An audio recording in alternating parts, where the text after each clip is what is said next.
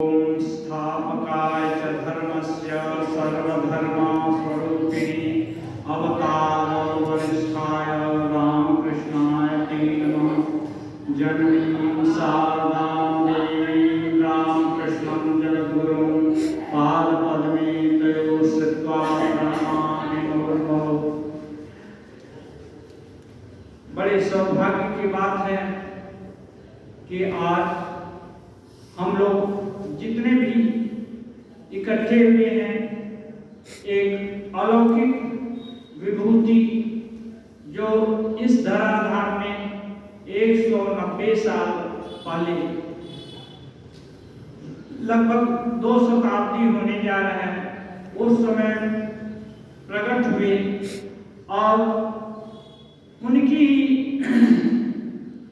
गुरु परंपरा से, शिष्य प्रशिष्य परंपरा से हम लोग जुड़े हुए हैं और हमारा सौभाग्य है कि उनके विषय में हम लोग आज बहुत कुछ स्तोत्र आदि पाठ किए, भजन आदि हुए, पूजा देखे, पावन हुआ।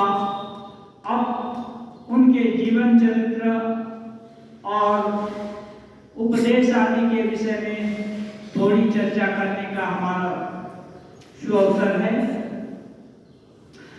लेकिन खेद की बात है कि जिस उद्देश्य से ये महान आविर्भाव हुआ, इतनी दीर्घ 12 साल तक श्री रामकृष्ण देव साधना किए।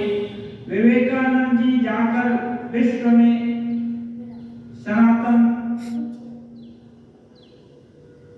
आत्मा परमात्मा की संस्कृति का प्रचार किए, लेकिन आज भी लोगों को धन जन को छोड़ करके थोड़ा आत्मचिंतन करने का फुर्सत नहीं है।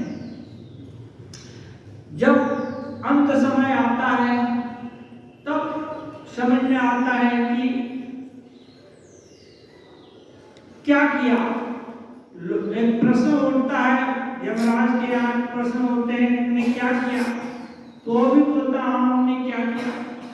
तो यदि कुछ नहीं करेंगे, जो करेंगे, श्री रामकृष्ण देव बोलते हैं मूली खाने से मूली की ढेकुर आती है।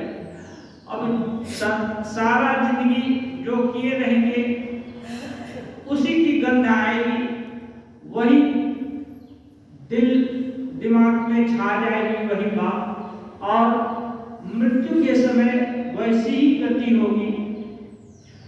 और मृत्यु तो दूर की बात है, इतना उदार, इतना गंभीर, इतना विशाल, इतना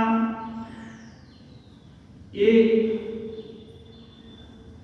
सबको समाहित करने का जो उदार मत श्री रामकृष्ण देव, उदार किंतु महान मत श्री रामकृष्ण देव प्रचारित किए, अपने जीवन में अनुष्ठित किए, उसके लाभ से अधिकांश लोग आज भी वंचित हो जा रहे हैं। फल होता है घर में कलह, समाज में कलह, कितना केस मुकदमा ये सब होता है, और देश देश में भी कलह होता है। वैज्ञानिक विकास इतना हो गया, फिर भी आपस में कलह होता है। बुद्धि तो कम नहीं है। वो लोग जो लोग लड़ाई मिसाइल दागते हैं एक दूसरे के ऊपर, बुद्धि किसी की कम नहीं है। लेकिन सब लोग अपने को चालाकी समझते हैं, उन्नति समझते हैं, श्रेष्ठ ही समझते हैं। एक उपनिषद में है, स्वयं धीरा पंडितन मन्यमाना दंगम्यमाना पर्यंति मूढ़ा अंधे नियमाना यथांधा। अपने आप भी अपने को श्रेष्ठ अच्छा मानते हैं और अपने मत में चूर रहते हैं। फल होता है कि असली जो उद्देश्य है श्री रामकृष्ण देव बताए, मनुष्य जीवन का उद्देश्य, एकमात्र उद्देश्य है ईश्वर लाभ। जैसे फल के पेड़ हैं, फलते फूलते हैं, एक बड़ा परहित के लिए ये बनाए गए हैं। उनका ये जीवन फूल देना, फल देना और दूसरों के लिए समर्पित हो जाता है। ऐसे ही मनुष्य का भी जन्म है। मनुष्य जितने भी कीट पतंग से लेकर ब्रह्मा पर्यंत सभी के सद्गुण और गुण मनुष्य के अंदर हैं। जिसका विकास चाहेंगे हम कर सकते हैं, लेकिन सर्वोत्तम विकास तो भगवान राम ही है। कहते हैं उलम पवित्रम जननी कृता था। जिस किसी को भगवान लाभ होता है उसका कुल पवित्र हो जाता है। 7 पुस्त आगे और 7 पुस्त आगे बाद का उद्धार हो जाता है। उद्धार होने का मतलब उनके लोगों के का चैतन्य, मानो एक चैतन्य को एक गति मिल जाती है कि नहीं, हमारे पूर्वज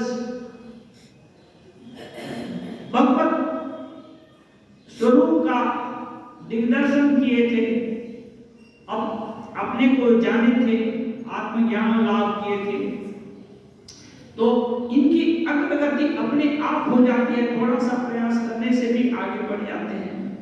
ऐसा सुयोग श्री रामकृष्ण देव के आविर्भाव से हम सबको प्राप्त हुआ। इनका आविर्भाव ऐसे समय में हुआ था विज्ञान के उत्कर्ष से। जो कोई भी आध्यात्मिक मूल्य थे उनके विषय में सबका अविश्वास हो जा रहा था, और विज्ञान में भी जो उपलब्धि विभिन्न रिसर्च, विभिन्न हाइपोथेसिस के अनुपालन, उसके द्वारा उसके ऊपर एक्सपेरिमेंट करके एक निष्कर्ष पर पहुंचने से कोई भी निष्कर्ष तो अंतिम नहीं है। जो कोई एक थ्योरी निकली कुछ दिन के बाद उस थ्योरी से भी हायर थ्योरी या दूसरी थ्योरी निकल जाती है, दूसरा मत आ जाता है। इसके कारण एक संदेह की स्थिति प्राप्त हो गई कि कौन सा चीज सत्य है, और अपने विषय में भी संदेह। इस सब का संदेह भंजन करने के लिए भगवान की ही करुणा श्री रामकृष्ण देव के रूप में आविर्भूत हुई। जब जब धर्म की ग्लानि होती है तो भगवान, ग्लानि माने क्या? ह्रास। कोई चीज एकदम खत्म कभी नहीं हो सकती है। होगा क्या? उत्कर्ष और अपकर्ष होता रहता है। तो जब ह्रास हो गया, नीचे के स्तर पर चली आई, तो भगवान की करुणा उसको फिर से उसमें संजीवनी का संचार करने के लिए फिर उदित हुई, और केवल उदित होकर तुरंत शिक्षा देने लगे, प्रचार करने लगे, ऐसी बात नहीं। और जन्म भी कैसे जन्म हुआ? हम लोग सोचते हैं कोई इंफीरियर कोई सुपीरियर है। भगवान के घर में कोई भी सुपीरियर कोई भी इंफीरियर नहीं है। ये जो क्या ऐसा कह सकते हैं कि स्वरूप के रूप में कोई भी सुपीरियर कोई भी इंफीरियर नहीं है। Its soul is potentially divine. सभी का स्वरूप आध्यात्मिक है, कोई भी भौतिक नहीं है, लेकिन उसका प्रकाश उसमें तारतम्य है। किसी में छोटी सी दीपक जल रही है, किसी में और भी टिम-टिम करके जुगनू जल रहा है, किसी में मशाल जल रहा है, किसी में सूर्य जल रहा है। कहते हैं दिव्य सूर्य सहस्रस्य भवेत् युगपदुत्थिता। ये हजारों सूर्य एक साथ जब चमकते हैं, उसकी चमक की कल्पना यदि की जा सकती है, ऐसी भासस्तस्य महात्मा, ऐसा ये जो है तेज ईश्वर में दिखाई देता है। हाँ, अर्जुन देखते हैं। तो ये क्या है? ये मानो सम टोटल, यदि हजारों सूर्य एक जगह इकट्ठे हो जाए, भौतिक सूर्य, तो आदमी जल जाएगा क्या? सूर्य भी जल जाएंगे कि संदेह है। हाँ, लेकिन ये ज्ञान का प्रकाश है। इस कहने का मतलब इतना है कि इतना ज्ञान, माने वहां अज्ञान का लेस मात्र भी बचा नहीं है, कोई संशय नहीं है, कोई किसी भी प्रकार का ये जो अवसाद, जो कि शंका होती है सामान्य रूप से कि ये होगा कि नहीं होगा, ये ठीक है कि इससे दूसरा भी ठीक हो सकता है, क्या हो सकता है, सब तरह का संशय भंजन हो जाता है। तो ऐसा जो ईश्वर का स्वरूप है, तो श्री राम कृष्ण ने इसकी साधना की। ऐसा नहीं कि एक विभूति हुई और तुरंत उपदेश देने लगे। साधना के द्वारा कहते हैं श्री राम कृष्ण देव, पंचभूते फादे ब्रह्म पड़े कादे, माने 5 भूत के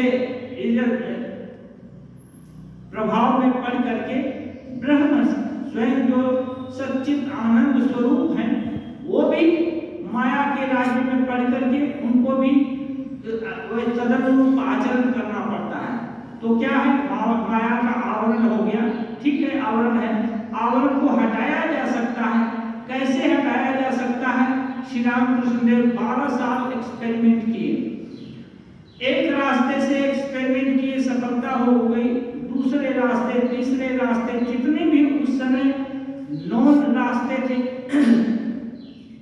सभी का अवलंबन किए और देखे कि सभी रास्ते से पहुंचा जा सकता है। तो एक जनरलाइजेशन किए कि नहीं, जितने रास्ते हम देखे उतने से ही नहीं, चतुर्मत ततोपथ, माने जितने भी मत हो सकते हैं या हो सकते हैं भविष्य में, उतने रास्ते हो सकते हैं, उतने रास्ते से भगवान के पास जाया जा सकता है।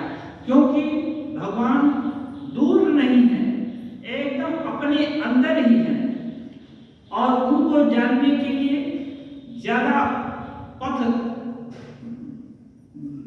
भ्रमण करने का, जाने का जरूरत नहीं है।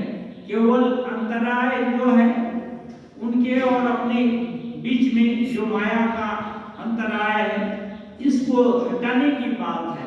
इसी के लिए जितनी भी साधना, जितनी भी तपस्या, जितना भी जो शुभ कर्म, सबका ये शास्त्रों में एक निरूपण किया गया है, शास्त्र उपदेश दिए हैं। और वे उपदेश श्री राम कृष्ण देव के फिजिकल बॉडी में अनुष्ठित हुए हैं। श्री राम कृष्ण देव 1 साल नहीं, हम लोग 2-1 साल जब किए या थोड़ा बहुत शुभ कर्म कर दिए या दान कर दिए या कुछ कर दिए, तो सोचते हैं बहुत हो गया, अब कुछ नहीं, अब करने का कोई जरूरत नहीं है। यहाँ तो 12 साल नींद हराम हो गई, खाना पीना पता नहीं है, चिड़िया बैठ करके उनके सिर पर ठोकर मार रही है, तब भी होश नहीं है शरीर का। ऐसी उत्कट साधना करके श्री राम कृष्ण देव स्वरूप की उपलब्धि किए और विभिन्न रास्ते से जाकर के देखे कि सभी रास्ते से वहां पहुंचा जा सकता है, और इसकी घोषणा की। और जब ये पूरी उनके दिल दिमाग में समझ में आ गया, प्रत्यक्ष दर्शन कर लिए और टेस्ट भी करते कि यदि मेरी अनुभूतियां सत्य हों तो वहां का राजा आकर मुझसे बात करे, और इस दिन बात करे। उस दिन राजा आकर बात करता है, कोई बुलाया नहीं, कोई निमंत्रण नहीं दिया। आजकल तो व्हाट्सएप पर हजारों अपने व्हाट्सएप में कम से कम 3000 लोगों का है ये, लेकिन संख्या देखते हैं कि कितनी संख्या होती है, मैं किसी को पड़ी नहीं है। अधिकांश लोग समझते हैं कि हम बहुत अच्छे हैं, ठीक ठाक हैं, हमारा बढ़िया चल रहा है, तो भगवान भी बोलते हैं कि अच्छा ठीक है, तुम्हारा बढ़िया चल रहा है तो चलाओ।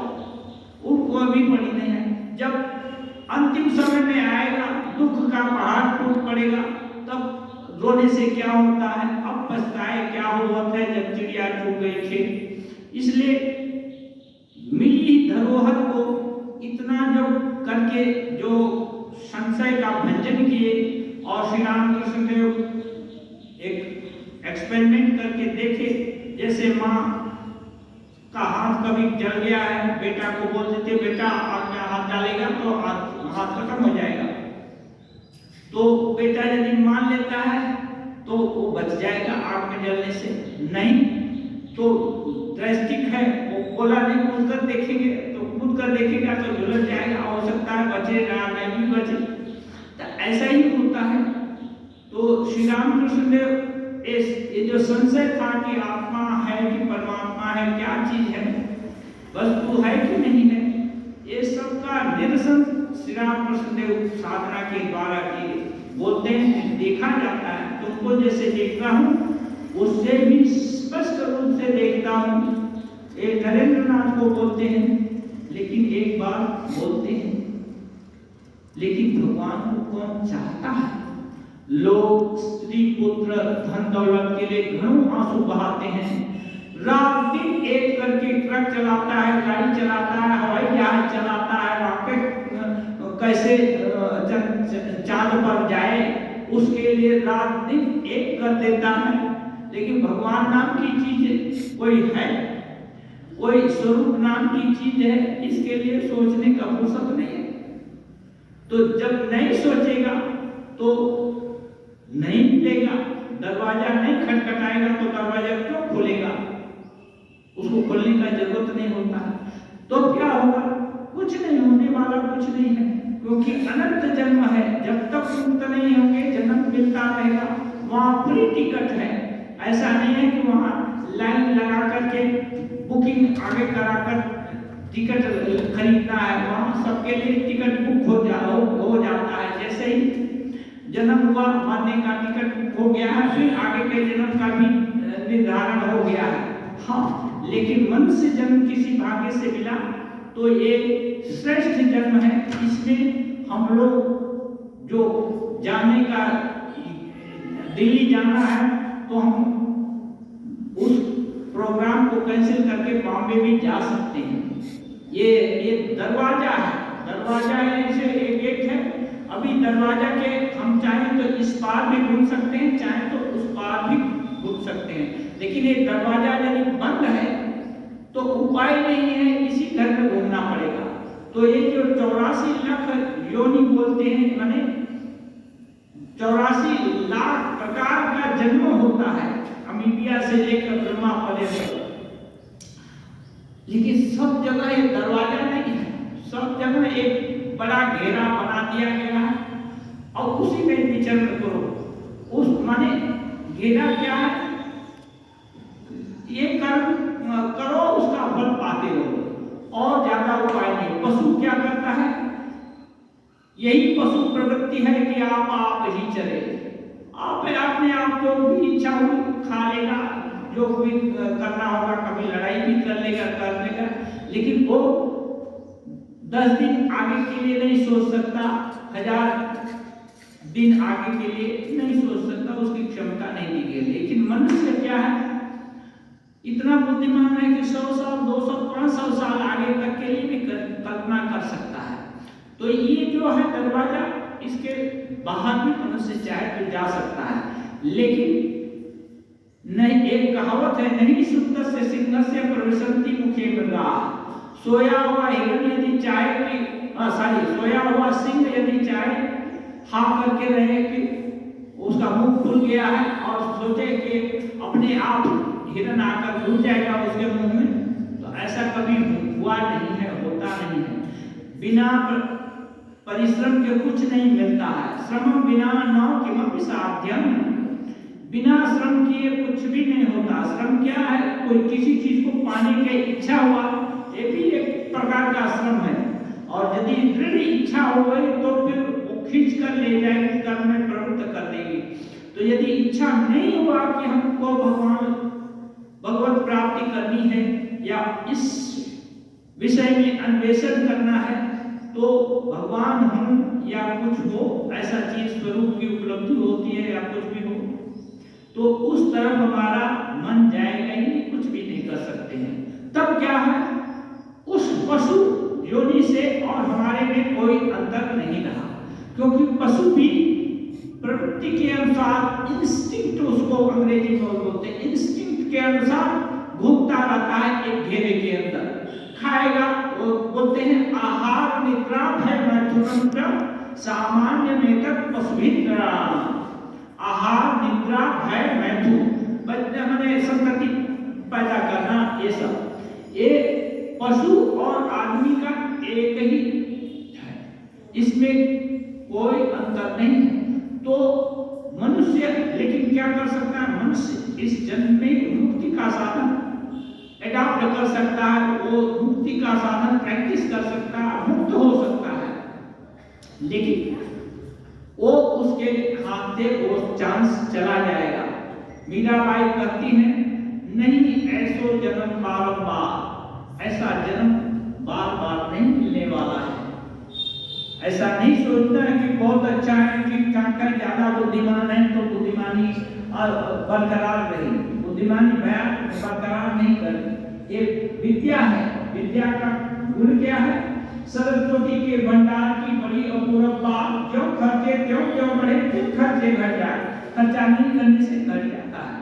तो श्री रामकृष्ण देव साधना की, और देखिए कैसे गांव जो भी अननोन प्लेस में जन्म हुआ है, इसका मतलब आप इंगित कर सकते हैं भगवान की करुणा। वो चाहते तो किसी भी उस समय के बिल गेट जैसे किसी भी जगह पर पैदा हो सकते थे या ऐसा कर सकते थे, लेकिन नहीं, ऐसे घर में जन्म लिए जिनको कि अपने ही घर से प्रताड़ित कर दिया गया था और कुछ रहने का ठाई नहीं है, वो भी उनके दोस्त दया करके थोड़ा सा जगह दे दिए वहां पर रहने का। ये ऐसे घर में जन्म लिए और जन्म लेने के आगे उनके पिताजी को दर्शन भी दिए गया। बोध गया में जब गए थे तो पिताजी को दर्शन हुआ था।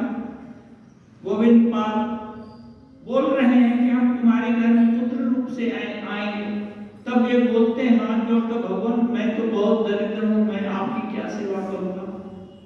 तो बोलते नहीं, कुछ नहीं, जो कुछ भी कर देगा उतना ही काफी होगा, मैं कोई ब्लेम नहीं करूंगा कि ये नहीं मिला वो नहीं मिला, कुछ नहीं, ये नहीं हुआ, मैं उसी से संतुष्ट रहूंगा। भगवान के लिए अभाव या प्रभाव में कोई अंतर नहीं है।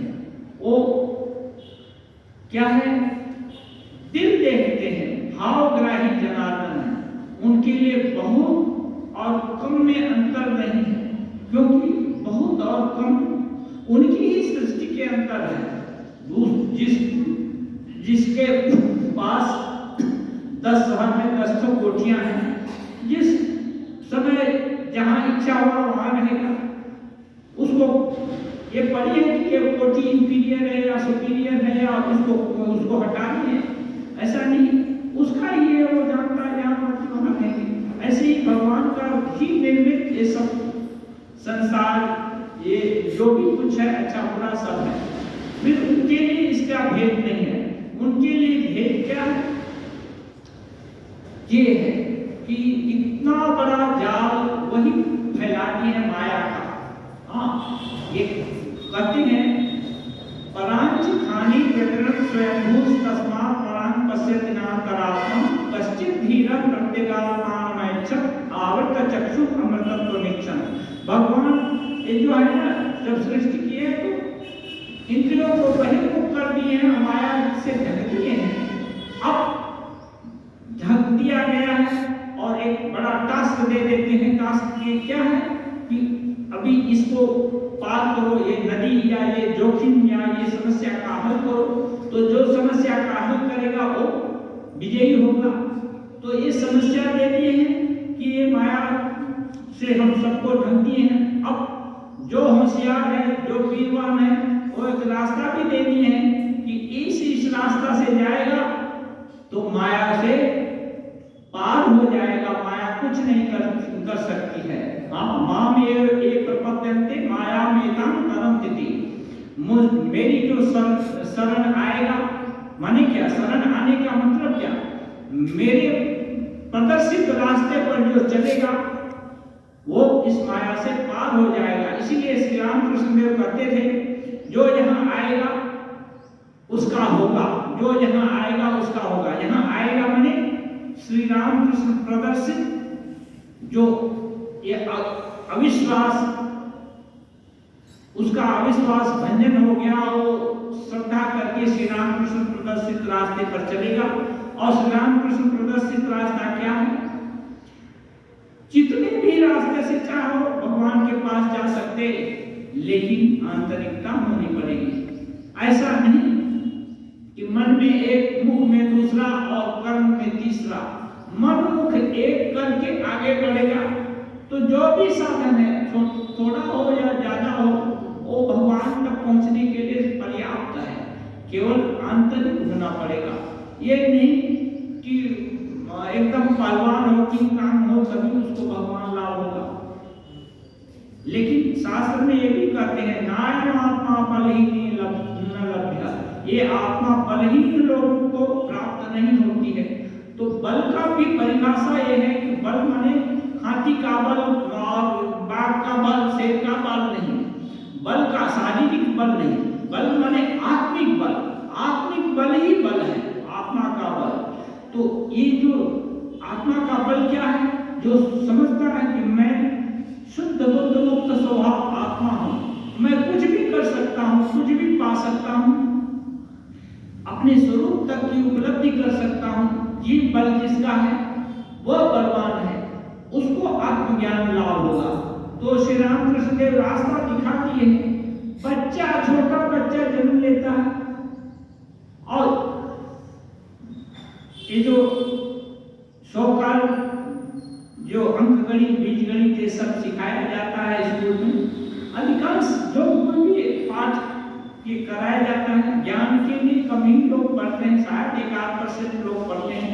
अधिकांश तो धन दौलत कमाने के लिए ही, कोई इस नौकरी को पकड़ने के लिए, कोई यहाँ इस तरह से धन कमाने के लिए, धन कमाने की विद्या ही सीखते हैं। और इस लड़की का इतनी साफ प्रेम था कि देख लिया, विचार करके, देख करके लोग, बड़े लोगों के व्यवहार से लोग कैसे सीखते हैं। आप लोग सोचते हैं कि ये बच्चे सीखते नहीं हैं, हम जैसा व्यवहार करते हैं वो उनका अंदर का जो इंटेलेक्ट है हमारे व्यवहार को देखता रहता है और उससे कुछ न कुछ ग्रहण करता रहता है। इसलिए यदि आप अपने बच्चे को सिखाना चाहते हैं, अच्छा बनाना चाहते हैं, तो घर में भी अच्छा व्यवहार करना पड़ेगा। आप खराब व्यवहार करते हैं, केवल टीवी देखते हैं और बच्चे को सोचेंगे कि टीवी नहीं देंगे। वो बीड़ी फूकता है और सोचेगा उसका बच्चा कभी ना बीड़ी फूके। दारू पीता है और सोचता है बच्चा उसका शरीर वो ये है। ऐसा नहीं हो सकता है।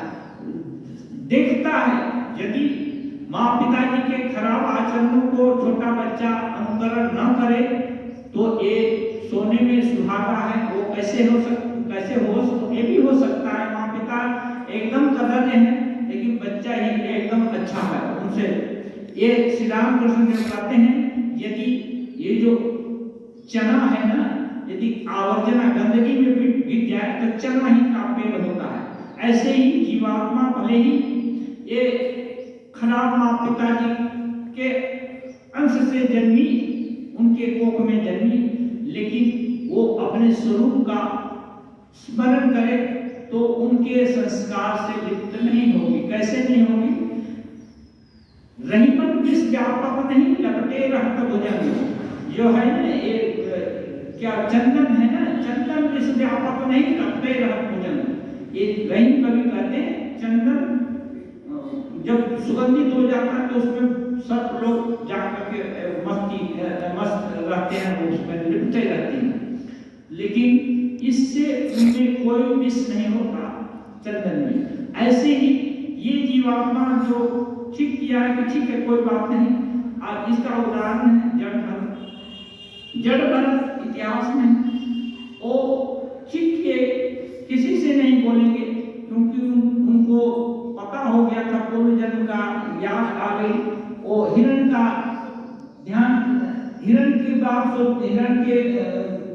कारण हुआ क्या था, हिरणी माँ छलांग लगाई और बच्चा प्रसव हुआ, हिरणी माँ मर गई और उसका लालन पालन किए। और एक दिन झुंड आया हिरणों का और एक दौड़ा भागने लगा और मुनि को मोह हो गया था। मुनि भी पीछे पीछे दौड़ने लगे कि वो हो सकता है उसको तो दूसरे जीव जंतु न खा ले, और होंचट खाकर गिरे, मुनि का अंत हो गया। अब उनको हिरण का जन्म मिला और उसी कुटिया के आसपास घूमते रहे, लेकिन उनको ज्ञान था क्योंकि तपस्वी थे। अब हिरण का शरीर छूटा तो अन्य समय निर्णय लिए कि अब हम ये भूल नहीं करेंगे, इसलिए उनकी भाभी सताती हैं, सड़ा गला चीज देती हैं, तब भी उसको अम्लान बदन खा लेते हैं, कोई प्रतिवाद नहीं करते हैं। माँ पिताजी आदर करते हैं, बहुत आंसू बहाते हैं, तब भी कुछ नहीं बोलते। ये सब चीज सही है। हाँ, अब फल हुआ कि वो राजा रघुवन को समय आया तो एकदम आत्म तत्व का बोध कराए और खुद आत्मज्ञानी विदेह बन गए। तो कहने का मतलब यह है कि ये जो कुछ नहीं करने से कुछ नहीं हो जाता है, कुछ करना पड़ेगा, कुछ संकल्प करना पड़ेगा। एटलीस्ट अच्छा संकल्प तो सभी कर सकते हैं, सबको सब कुछ करने का सामर्थ्य नहीं है, लेकिन अच्छा संकल्प तो कोई भी कर सकता है और वही संकल्प बार बार दोहरा सकता है। तो श्री राम कृष्ण ने ज्यादा कठिन मार्ग नहीं बताया, बोले मन मुख एक करो, मन में जो है मुख से वही बोलो और कर्म से वही अनुष्ठान करो। ये करने से, और दूसरा चीज सत्य, जो सत्य में पर ये सत्य को पकड़कर है। आजकल बोलते हैं झूठ नहीं बोलने से काम नहीं चलता है, झूठ बोलने से कौन मिलियनर हो गया और उसका 10 पुस्तक तक वही चलता रहा। एक दिन लूट कर कैसे भी करके कमाया, सत असत उपाय से दूसरा लोग उसका लुटा देता है। हाँ, पानी का पैसा पानी में जाता है, ऐसा हम लोग हिंदी में ये चलती भाषा में सुने हैं। और होता भी है, क्रिया के प्रति विपरीत क्रिया होती है। जिस चीज को अनायास प्राप्त किया जाता है वो अनायास ही खर्चा होगा। हाँ, जो लोहा रखा रहेगा वो जंग खाकर ही खत्म होगा, और जो लोहा घिसता है हर समय काम होता है वो चमकते खत्म होगा, वो भी घिसते खत्म होगा। तो ये चीज है, सभी जाएगा तो, लेकिन तरीका दूसरा होगा। इसलिए ईश्वर सबके अपने हैं।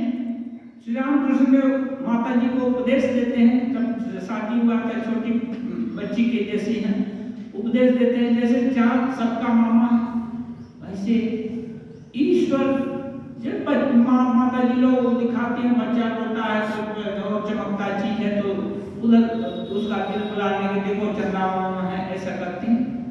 तो बोलते हैं ठाकुर जैसे चंदा सबका मामा है, ऐसे ईश्वर भी सबके अपने हैं, सबके मामा हैं, अपने हैं। हाँ, तो ये चीज बच्चों को के दिल में यदि बिठा दिया जाए, बच्चों का दिल क्या होता है, एकदम विश्वासी होता है। माँ जो बोल देगी बच्चा एकदम उसको मान लेता है सत्य। इब्बट नहीं रहता बच्चे में, बाद में होकर के इसका उसका सुन करके संशय होता है, लेकिन यदि बचपन का संस्कार पड़ गया तो वो जाता नहीं है। एक कहावत ये है कि कोई काली भक्त को मुसलमान लोग मुस्लिम बना दिए, धर्म परिवर्तन कर दिए। अब बोलता है मौलाना अल्लाह अकबर बोलो, अल्लाह बोलो, वो अल्लाह बोलता है, बीच में जय काली बोल देता है। अब डंडा लेकर के मारेंगे, ऐसा एक डंडा दे भी दिया, हाँ, और तलवार भी लेकर काट देंगे यदि ये नहीं कहा तो तुम्हारा धर्म परिवर्तन हो गया। तो बोलता है दुआई हुजूर मत मारो, मैं बहुत कोशिश कर रहा हूँ तुम्हारे अल्लाह को जप करने भजने का, अल्लाह अल्लाह बहुत बोल रहा हूँ, लेकिन क्या करें, तुम्हारा अल्लाह इसके ऊपर है, गले के ऊपर है, भीतर तक तो माँ काली भरी हुई है, वो तुम्हारे अल्लाह को ठेल दे रही है, ठेल देती है, इसलिए हमारा कोई दोष नहीं, दुआई हुजूर मत मारो। तो इतना तक गले तक यदि संस्कार बच्चे का अच्छा हो गया है, तो बाहर के थोड़े कुसंस्कार आ भी गए तो वो सामयिक करेंगे, वो ज्यादा प्रभाव नहीं फैला सकते। इसलिए श्री रामकृष्ण देव कहते हैं चंदा मामा जैसे सबका मामा है, भगवान अपने हैं, ये सब कुछ अपना है समझ में आता है, धन दौलत सुख दुख गाली गलौज सब अपना मालूम हो जाता है, लेकिन भगवान अपने हैं, ये दिल में रेखा पात भी नहीं करता है। हाँ, क्यों नहीं करता है? सुने तो हैं लेकिन देखे नहीं हैं, और देखने का फुर्सत इसलिए नहीं है क्योंकि श्री रामकृष्ण देव एक बात बोलते हैं कि ये जो सच्चिदानंद है ना, वो जैसे तालाब में जलकुंभी है, जलकुंभी ढक कर रखता है, वो माया का ये जलकुंभी की माफी ढक कर रखी है, थोड़ा सा हटो तो पानी दिखाई देता, और थोड़े ही देर में जलकुंभी नाचते नाचते उसको ढक देता तो फिर दिखाई नहीं देता है। ऐसे ही सत्संग हुआ, थोड़ी बहुत धारणा हुई कि नहीं भगवान नाम की कोई चीज है, और उनको पाने से सब झंझट दूर हो जाएगा। हाँ, सब झंझट सपने दूर हो जाए, विद्यते हृदय ग्रंथि चित्तन्ते सर्व संशयाच्छियन्ते चास्य कर्माणि तस्मिन् दृष्टि परावरे। ईश्वर दर्शन से सब संशय दूर हो जाएगा, सब कर्म बंधन क्षय हो जाएगा, सब कुछ जो कुछ भी पाना है सब आ गया और खत्म। मन मस्त हुआ तो क्यों बोले, ऐसी मस्ती आ जाती है। ये सब सुना, लेकिन ये जैसे ही वहां से हटे और नाचते नाचते है ना, अविद्या का पाना आकर के, और जो क्या बोलते हैं जलकुंभी आकर के करते किया और बस बोल गया, बात खत्म हो गई। इसीलिए बोलते हैं करत करत अभ्यास ते जड़मति हो तो सुजान, रसरी आवत जाते सिर पर परत निशान। जिसको मन में हो गया कि नहीं ये कोई वस्तु है, तो उसको अपने समय का कुछ अंश उसके लिए हर समय देना पड़ेगा। इसीलिए बोलते हैं जब किसी का मंत्र दीक्षा आदि होता है तो सुबह शाम ये करो, माने कुछ निर्दिष्ट समय रखो। कभी व्यतिक्रम होता है कोई बात नहीं है, व्यतिक्रम हर चीज का होता है, लेकिन सुबह शाम निर्दिष्ट समय पर बाकी सब कुछ छोड़ दो। विभिन्न धर्मों में भी होता है। ये बोलते हैं इससे या समय नहीं मिलता, 7 दिन नहीं समय मिलता तो 1 दिन जाओ, एक प्रार्थना करो, एक करो, कुछ करो, नहीं तो क्या है वो आज नहीं कल नहीं परसों। एक कहावत है, आज करे सो काल करे सो परसों, हर क्यों करते हो, जीना है कई वर्षों, तो एक जीवन चला जाएगा। और दूसरा है नहीं, काल करे सो आज करे सो अब प्रलय होएगी, बहुत करोगे क्या, प्रलय क्या होगा, सारा दुनिया जैसे है वैसे ही रहेगा, लेकिन अपना जीवन खत्म हो जाएगा। अपने को जो जन्म मिला है और कुछ हाथ पैर डोलाने की ताकत मिली है, ये खत्म हो जाएगा, हमारा चांस खत्म हो जाएगा। अब एज खत्म हो गई तो नौकरी का भी एज होता है गवर्नमेंट नौकरी का, अब एज खत्म हो गई तो अब गवर्नमेंट नौकरी नहीं, प्राइवेट में कहीं कुछ करो, अपना देश देखो। ऐसे ही ये जन्म मिला है, अब बूढ़े हो गए, आंख अंधी होने लगी, दांत चले गए, ये हो गया, ये बीमारी हो गई, वो बीमारी मिल गया, तो अब इस जन्म में रहना भी नहीं चाहते। अब ऐसे शरीर को लेकर क्या करेगा, तो इच्छा होती है कि इसका और बॉडी ट्रांसफर हो तो अच्छा है, तो हो भी जाता है। तो ये क्या है, ये सिखाते हैं। तो श्री रामकृष्ण देव छोटे गांव का के एकदम गरीब परिवार में उनका जन्म हुआ, वो भी उपेक्षित। भगवान के लिए कोई उपेक्षित चीज नहीं है। ये या कहीं भी जन्म लेकर अंतिम अंतिम जो उपलब्धि है वहां तक जा सकते हैं, ये दिखाते हैं। वहां जन्म हुआ, उसके बाद ये नहीं हुआ, साधन नहीं मिला, कलकत्ता में आए। आप लोग जानते हैं 7 रुपए की नौकरी पर पुजारी नियुक्त हुए। पढ़ना वढ़ना अच्छा नहीं लगता, लेकिन पूजा करना उनके स्वभाव में अच्छा था, तो थोड़ी फ्रीडम थी, पूजा करने लगे, वेतन भी मिलने लगा। जैसे अभी नौकरी हो गई, वेतन मिलने लगा, तो बस परम स्वतंत्र हो गए और कुछ नहीं चाहिए, किसी प्रकार से दिन चला जाए, यही सोचते हैं और बने आहार निद्रा में मस्त रहते हैं। लेकिन ये लड़का जो श्री राम कृष्ण के रूप में ये बोलते हैं, अच्छा मैं पूजा कर रहा हूँ, भला पूजा किस लिए करूं? खाना दे रहा हूँ, खिला रहा हूँ, मंत्र पढ़ रहा हूँ, क्यों? वहाँ खा रही है क्या?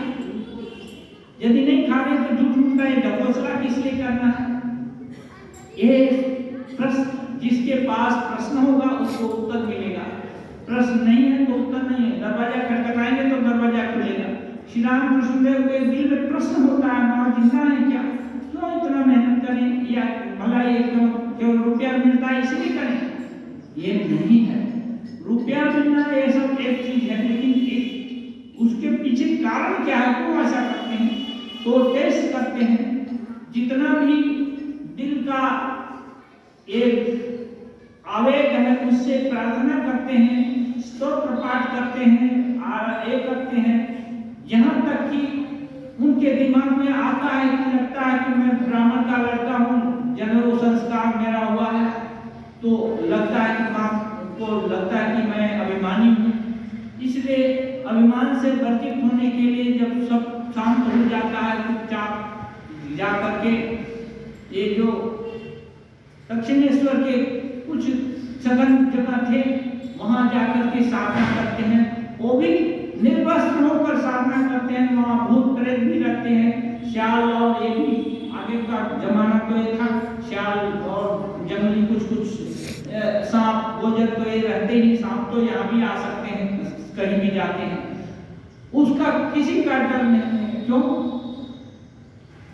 यदि भगवान है तो भगवान रक्षा करेंगे, उनको पुकार रहे हैं। यदि भगवान नहीं है तो रक्षा करने का क्या जरूरत है, शरीर धारण करने का कौन सा मतलब है? इसलिए दोनों हाथ में उनके ये है, क्या है, वो अच्छे जिज्ञासु हैं तो सोचते हैं कि नहीं, या तो हमको उपलब्धि होगी इस चीज की, इस समस्या का हल निकालेंगे, या तो शरीर जाएगा।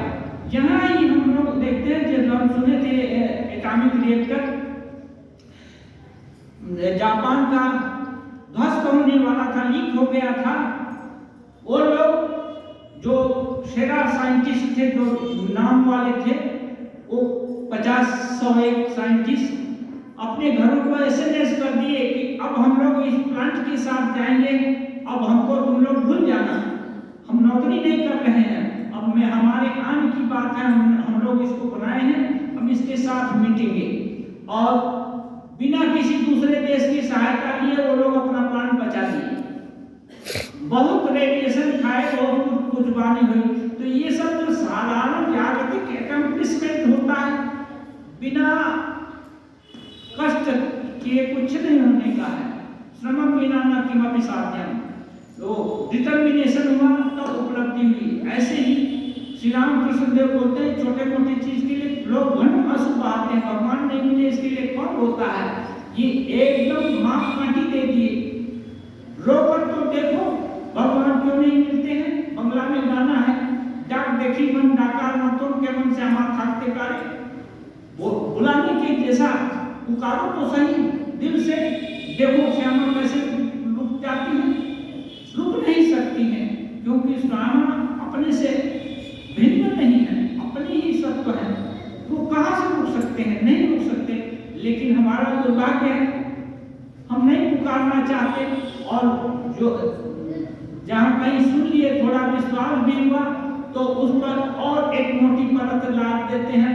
अच्छा वो बाद में होगा, देखा जाएगा, वो बहुत समय है, आज करे सो काल कर, काल करे सो परसों, हड़बड़ क्यों करते हो? जीना है कई वर्षों, बहुत कई जन मिलेगा, फ्री में मिलता चलता रहेगा, जन्म मरण एक चक्र चलता है।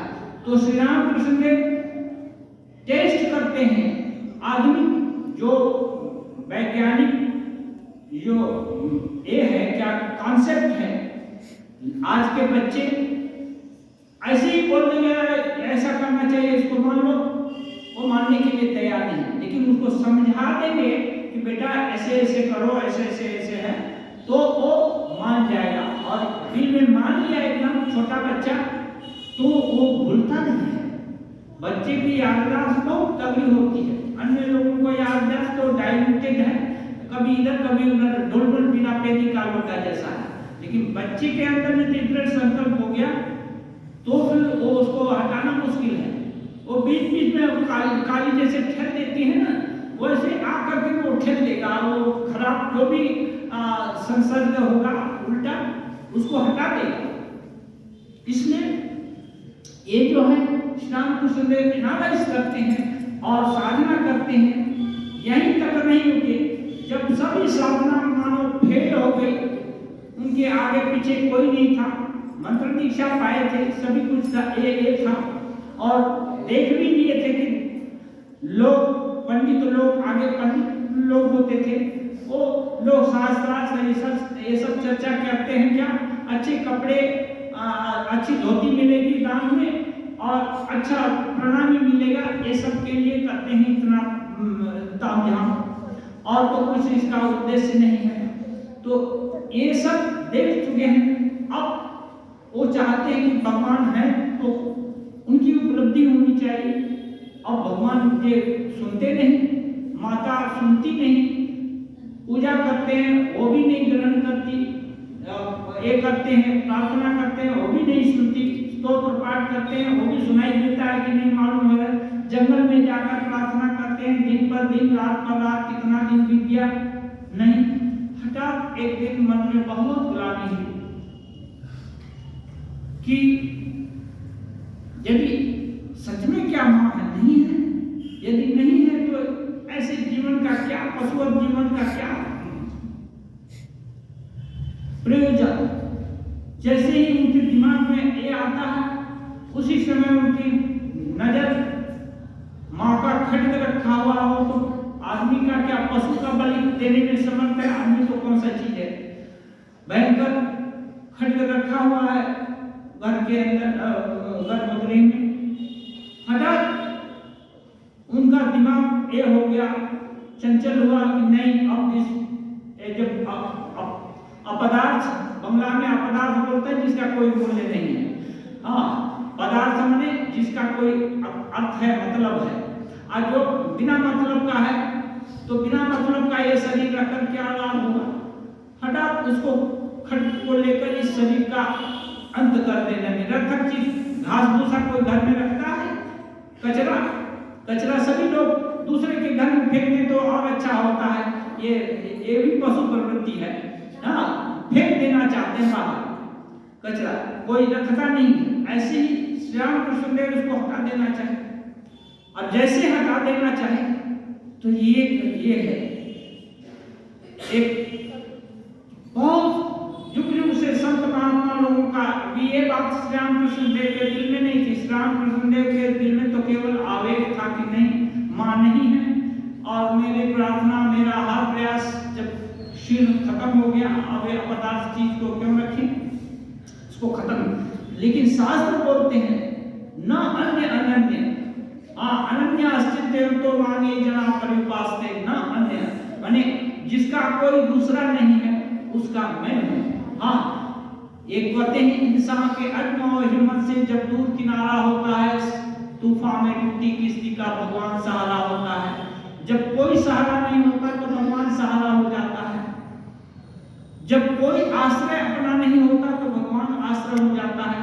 जब चारों तरफ इनका अंधकार दिखा, जो दिख रहा है उसका भी खत्म करना चाहे, तब मां उनको गला काटने नहीं दी, मां उनका हाथ पकड़ लिया। और हाथ कैसे पकड़ा, हो तो अतीन्द्रिय स्पर्श है, ऐसा थोड़ा ये नहीं है, एकदम मां ज्ञान राशि खेल दिया और वो 3 दिन तक उसमें डूबते उतराते रहे। कितने तरह का स्वरूप देखे वही जाने। लेकिन जब 3 दिन के बाद उनको होश हुआ इस जगत का, तो क्रंदन कर रहे थे, माँ तुम कहाँ गई? और जो अनुभव हुआ था उसको फिर से रिवाइव करने के लिए नाक घस, जमीन पर नाक माथा घसते और लहूलुहान हो जाता। लोग देखते कि ये पगला है, पगला वामन है, लड़का है, पगला हो गया है, इसके लगता है कि इसके पेट की बीमारी है, कीड़ा है ना, ये जो कभी केचुआ हो जाता है वो घूमता है, काटता है, तो बहुत असह्य वेदना होती है। तो लोग सोचते हैं उसको असह्य वेदना हो रही, इसके लिए छटपटा रहा है, माँ माँ कर रहा है। लोगों को दया आती, लेकिन करेंगे भी तो क्या करेंगे? और ये ना करते माँ का दर्शन पाने के लिए। और ये भी है कि जो माँ का अनन्य है उसको माँ दर्शन भी देती है। फिर माँ कष्ट देखने के बाद माँ उनका हाथ भी पकड़ती है, दर्शन भी देती है। धीरे धीरे माँ का दर्शन उनके लिए स्वाभाविक हो जाता है। तब माँ, जैसे हम लोग आपस में एक दूसरे को सत्य समझ रहे हैं, श्री रामकृष्ण देव माँ को सत्य समझते थे और बाकी सबको अनित्य जानते थे। तो ये अनुभव हो गया, ये एक्सपेरिमेंट करके हमारे लिए दिखाए हैं और उपाय भी बताए हैं कि जैसे लोग धन दौलत स्त्री पुत्र के लिए तुम्हारा स्नेह है, उस स्नेह को एक बार थोड़े देर के लिए भगवान पर तो लगाओ, देखो क्या होता है। एक ये है, एक बार किसी के होकर देखो, हाँ एक बार भगवान के होकर तो देखो, तो क्या होता है ये समझ में आएगा। तो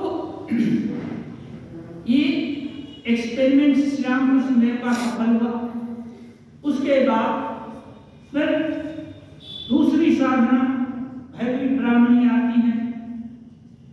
एक भगवान गीता में प्रतिश्रुति भी किए हैं, जो भी इस ऐसे जो अनन्याश्चिन्तयन्तो मां ये जना परिपासते तेषां नित्याभियुक्तानां योगक्षेमं महाम्यहम्।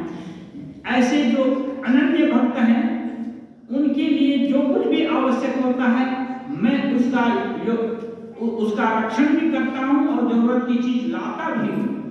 ऐसे ही श्री रामकृष्ण देव की जो भी इच्छा हुई, ऐसे ही गुरु आए, वैसे ही सामग्री भैरवी ब्राह्मणी आई। 64 तंत्र विद्या जो कि उनको 25 साल साधना करने में करके उपलब्धि की थी। श्री रामकृष्ण देव एक साधना 3 दिन में पारंगत हो गए। और उसका जो भी आप लोग पढ़ेंगे श्री रामकृष्ण देव की विशद लाइफ, तो आप देखेंगे कि जो भी अनुष्ठान की चीजें थी, बहुत कठिन चीजें थी, वो सब भैरवी ब्राह्मणी खुद इकट्ठा करती थी। श्री रामकृष्ण देव जानते ही नहीं थे क्या लगेगा क्या नहीं लगेगा और कहाँ से इकट्ठा करेंगे। वो तो माँ के भाव में विभोर रहते थे और उनके लिए जो कुछ भी चेला को जो जरूरत है गुरु जी इकट्ठा करते थे। चेला तो एकदम ये पड़े हुए थे। तो ऐसे करके 64 तंत्र विद्या की भी साधना किए। फिर जटाधारी नामक के ये आए रामलला के, उनका भी साधना किए। रामलला के भी दर्शन हुए। रामलला जटाधारी के पास नहीं रह करके श्री रामकृष्ण देव के ही पास रहना चाहते और जटाधारी देख लिए, उनको दर्शन भी हुआ कि नहीं ये रामलला है, रामकृष्ण के साथ रहना पसंद करता है। और वो जिस रूप में उनका दर्शन करना चाहते थे, हर साधक का एक महत्वाकांक्षा होता है कि भगवान उनको ऐसा दर्शन दे, वैसा उनकी इच्छा भी पूर्ण हुई और वहां से चले गए। ऐसे करके उस समय जितनी भी साधना पद्धति थी और सभी की साधना की। इन लोग राधा रानी के भी दर्शन में, सीता माई के भी दर्शन में, राम जी के भी दर्शन में, कृष्ण के भी दर्शन में। वेदांत साधना के लिए तोताजी पुरी जी महाराज दीर्घ साधना करने के बाद वो अपने शिष्य अज्ञात शक्ति के ही इशारे जानते नहीं थे, और यदृच्छा संत महात्मा लोग घूमते रहते हैं, उनको कुछ नहीं है तब भी जगत में घूमते रहते हैं, ऐसे घूमते हुए आए। लेकिन ईश्वर का विधान कौन टाल सकता है? वो ईश्वरीय विधान के अनुसार आए और देखे रामकृष्ण देव को देखते हैं तो उन्नत साधक के रूप में उनका धारणा होती है, और पूछते हैं कि तुम साधना करेगा वेदांत का? वो बोलते हैं मैं कुछ नहीं जानता, मेरी माँ जानती है, माँ बोले तो हम कर सकते हैं। और तो बोले जाकर माँ से पूछ लाओ, तो माँ के पास वो तोतापुरी जी समझे, हो सकता है जन्मदायिनी माँ से पूछेगा। वो कहाँ मंदिर में जाते हैं और वहाँ माँ से बोलते हैं कि ऐसा ऐसा बात है।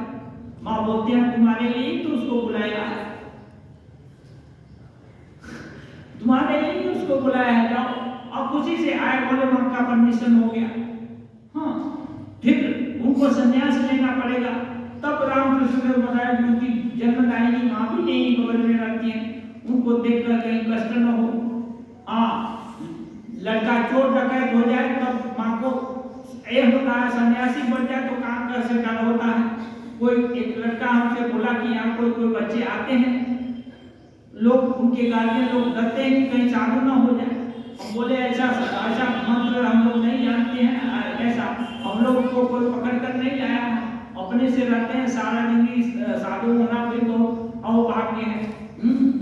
कोई के भाग्य में होता है, ऐसा ये नहीं है। ये स्वामी जी नहीं चाहते सबको एक तरह का बना देना। हम लोग स्वामी जी चाहते हैं जो जहाँ है, छात्र है तो अच्छा छात्र हो, गृहस्थ है तो अच्छा गृहस्थ हो, कोई भी नौकरी करता है तो अच्छा ढंग से वहाँ पर परमेश करे, व्यापार करता है तो वहाँ अच्छे से वाणिज्य करे। सब लोग जहाँ है वहीं, और अपने को समझे कि नहीं केवल हारमांस का पुतला नहीं है, वो ये है क्या बोलते हैं, उसके अंदर आत्म तत्व है। हाँ, भगवान के साथ उसकी स्थिति है। ये यदि समझेगा तो कोई भी गड़बड़ी नहीं होगी, समाज में हार्मनी होगी, पीस एंड हार्मनी होगी, एक दूसरे के प्रति सहानुभूति होगा। और नहीं तो हम और आप कोई किसी से ये नहीं होता है। एक भारतेंदु हरिश्चंद्र का कविता है, तुम्हें गैरों से कब फुर्सत, हम अपने गम से कब खाली, चलो हो चुका मिलना, ना तुम खाली ना हम खाली। जब हम और आप एक नहीं हैं आत्म तत्व के रूप में, तो भला आपसे हमारा क्या ये है? आप दूसरे काम में दूसरे को चीज को लेकर व्यस्त हैं और हम भी अपने दूसरे तकलीफ में पड़े हैं और मेल मिलाप होना मुश्किल है।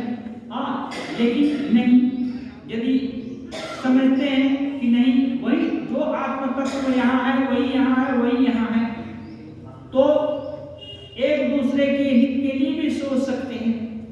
और यदि सोचेंगे तो अहित होना संभव नहीं है, बेताले पाव नहीं पड़ेगा।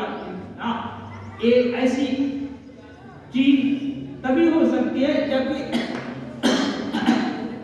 अपने को भगवत स्वरूप के साथ अभिन्न रूप से सोचें, समझें। तो ये श्री रामकृष्ण देव की लाइफ दिखाती है कि फेस टू फेस भगवान हैं, उनका साक्षात्कार किया जा सकता है। और उसके बाद देखते हैं कि जब उनकी साधना पूर्ण होती है तो अब उसके बाद बांटने का काम करते हैं, वहीं नहीं रुक जाते। कमाया और छुपा छुपा करके अकेले ही खा गए, ये नहीं है। जो कुछ भी लाया बांट करके खाया। 12 साल दिन नागर करके साधना की उपलब्धि किए ना भगवत तत्व की, लेकिन अब उनकी इच्छा होती है नहीं, ये इससे कैसे अच्छे साधकों का उद्दीपन हो, उनकी जो भी बाधा रास्ते की बाधाएं हैं कैसे दूर हो, इसके लिए वो बार बार प्रयास करते हैं। तो ये सब दिखाते हैं कि जो भी कमाता है एक हाथ से कमाता है, 10 हाथ से बांट कर खाता है। ये साधन राज्य में भी हुआ है, श्री रामकृष्ण देव बाटे हैं। अब लेकिन जिसका भाग्य नहीं है, जो सुनना नहीं चाहता है, तो उसके पीछे कोई लेकर नहीं घूमेगा। ये इसलिए आप लोग का सौभाग्य है कि आप लोग इतना दूर जहाँ कहीं से भी आए हैं, आज ये चिंतन करें कि भगवान हैं, उनको पाया जा सकता है। ये विभूति के रूप में प्रकट भी हुए हैं और वो वही नहीं है, आप हम सबके अंदर हैं। हमारे अंदर प्रकाश कम है, अभिव्यक्ति कम है, और उनको यदि हम अपना आदर्श बनाएंगे तो हमारे अंदर भी वही प्रकाश धीरे धीरे पूर्ण मात्रा में प्रकाशित होगा। और इसके लिए जो कुछ भी साधन का जरूरत है, विवेकानंद जी, माँ शारदा, रामकृष्ण देव अच्छा से दिखाए हैं, लेकिन हम समय नहीं देंगे तो कुछ नहीं होने का है। नहीं सुप्तस्य सिंहस्य प्रविशन्ति मुखे मृदा, सोए सोए हिरण नहीं सिंह के मुख में घुसेगा, सोए सोए कुछ नहीं होगा। चाहेंगे तो मिलेगा। ओम निरंजनम नित्यमनन्तरूपं भक्तात्मपादित विग्रहं वै ईशावतारं परमेशमीयं तन्त्रहं कृष्णं शीर्षा नमामि। इसीलिए ये जो संस्था है, इस यहाँ को बेलूमठ अधिग्रहण किया है। अभी इसको विवेकानंद मूल्य शिक्षा संस्थान के रूप में हम लोग डेवलप करने का प्रयास शुरू कर दिया है। अब इसके साथ यदि जो भी अटैच होना चाहते हैं, जुड़ेंगे, हम लोग अभी से सेवा देना शुरू कर देंगे। ये सब इंफ्रास्ट्रक्चर हो जाएगा तो यहाँ से करीब 200 किलोमीटर तक हम लोग सेवा दे सकते हैं और बहुत सारे लोगों का ये यहाँ कल्याण हो सकता है। और जो कुछ भी स्कूल कॉलेज समाज में नहीं सिखाया जा सकता वो यहाँ सिखाएगा। लेकिन यदि थोड़ा भी समय नहीं देना चाहेंगे तो नहीं हो सकता है। इसलिए जो चाहेगा तिन ढूंढा तिन पाएगा, जो ढूंढेगा वो पाएगा। और नहीं मैं तो पूरा डरा रहा किनारे बैठ, मैं डरता रहा कि यहाँ जाने से तो कोई किडनैप कर लेगा, कुछ कर लेगा, तो घर में